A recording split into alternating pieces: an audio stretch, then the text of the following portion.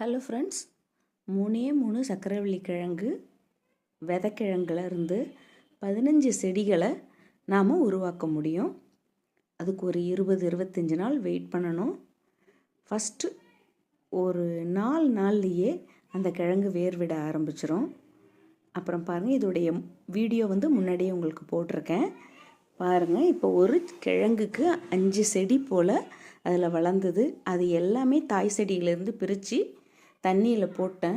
ஒவ்வொரு செடியிலையுமே வேர் எப்படி இறங்கியிருக்குன்னு பாருங்கள்.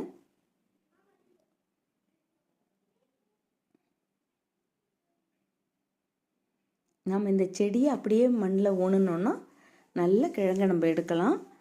பாருங்கள், இன்னொரு வீடியோவில் உங்களுக்கு கிழங்கு எடுக்கிறதே எடுத்து காட்டுறேன். ஃபஸ்ட்டு இந்த செடியை நல்லா வளர வைப்போம்.